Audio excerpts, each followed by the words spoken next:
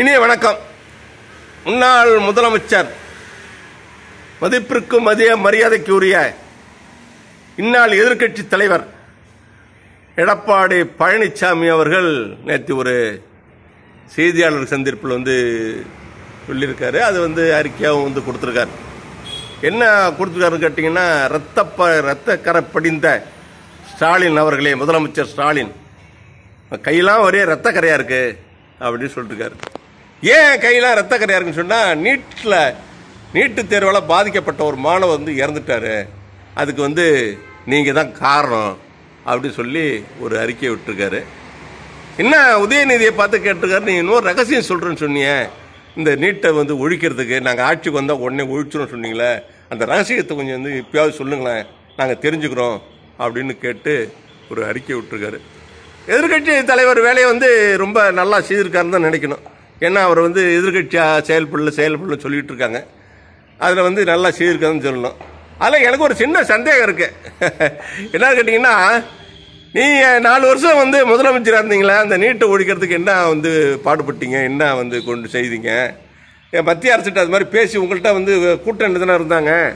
நீங்கள் எதுக்கு எடுத்தாலும் கேட்குறீங்கல்ல, நீங்கள் காங்கிரஸில் கூட்டணியில் இருந்தீங்களா, அப்பையா செய்யலன்னு கேட்குறீங்கல்ல, அதே கேள்வி உங்களுக்கும் பொருந்தும்ல. நான் என்ன கேட்குறவங்கள, நீங்கள் பிஜேபியில் தானே கூட்டணியில் இருந்தீங்க, 4 வருஷம் இருந்தீங்கல்ல, அப்பயே அந்த தமிழ்நாட்டுக்கு அந்த நீட்டு தேர்வை ஒதுக்குங்க, இல்லை தமிழ்நாட்டுக்கு விலக்கு கொடுங்கன்னு கேட்டு நீங்கள் கெட்டிக்கடத்தனமாக வாங்கியிருந்தீங்கன்னா, ஏன் இது மாதிரிலாம் அடுத்தவங்கலாம் உங்களை பேசுகிறாங்க? நீங்கள் ஆள் போயிட்டா போகிறோம், ஆள் தப்பிச்சா போதும்னு நீங்கள் இருந்தீங்க, அதனால் அதை விட்டுட்டீங்க. தீர்மானம் போட்டு அனுப்புனீங்க, அனைத்து கட்சி கூடி தீர்மானம் போட்டு அனுப்பிச்சு, அந்த தீர்மானம் போய் திரும்பி ஜனாதிபதி திரும்ப வந்ததே சொல்லல. நீங்கள் அதை நீதிமன்றம் தானே அதை அம்பலப்படுத்துச்சு, இது மாதிரி திரும்பி வந்திருக்குன்னு சொல்லி அந்த மத்திய அரசாங்கத்துடைய வழக்கறிஞர் நீதிபதி சொன்ன பிற்பாடு தானே அதை வெளியிலே தெரிஞ்சுது, அந்த மசோதா திரும்பி வந்துடுச்சுன்னு சொல்லிட்டு. அந்த அளவுக்கு நேற்று தேர்வுக்காக உழைச்சினீங்க, பாடுபட்டனீங்க. இன்னைக்கு பாக்கி பாரை பற்றி குத்தம் சொல்றீங்க. ஒருத்தர் ஒரு விரலை நீட்டி குற்றம் சொல்லும் போது பாக்கி 3 விரல் உங்க பக்கம் தான் கையை காட்டுங்கிறத மறந்துடாதீங்க. இன்னைக்கு அரசியலுக்காக நீங்க பேசுங்க, அரசியல் வேணா பேசதான் செய்வாங்க. ஆனா கொஞ்சமாவது அதுல இது இருக்கணும், பேசுறதுல நியாயம் இருக்கணும். இப்போ எடுத்த பதில் கேட்டா சொல்ற அளவுக்கு அதுல ஒரு நியாயம் இருக்கணும். அதெல்லாம் இல்லாம நீங்க இன்னைக்கு நின்றுக்கிட்டு போயிடுச்சு, அது போயிட்டு இது போயிட்டுது. இந்த உயிர் பலிக்கெல்லாம் யார் காரணம்? பிஜேபி அரசாங்கம் காரணமா, தமிழ்நாடு அரசாங்கம் காரணமா? அந்த சட்டத்தை போட்டது யாரு? அந்த சட்டத்தை வாபஸ் வாங்க வேண்டியது யாரு? நீங்க யாரை பார்த்து கேள்வி கேட்கணும்? தமிழ்நாடு அரசாங்கத்துக்கு கேள்வி கேளுங்க, நான் வானான்னு சொல்லல. எந்த அரசாங்கத்தை கேட்கணும்னு தெரிய வேணாம். இது நீக்க வேண்டிய அதிகாரம் மத்திய அரசாங்கத்தை இருக்கு.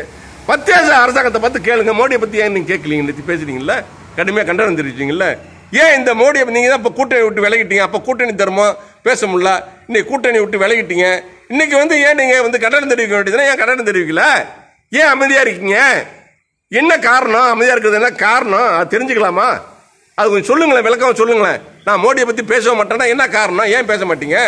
மத்திய அரசாங்கம், ஒன்றிய அரசாங்கத்தில் மோடி தான் இருக்காரு, பிரதமராக இருக்காரு, அவரை பத்தி பேசுங்களேன், அவரை கேளுங்களேன், நீட்டு விலக்கு வாங்கி கொடுங்களேன். தமிழ்நாடு மக்கள் மறக்க மாட்டாங்க அவங்கள.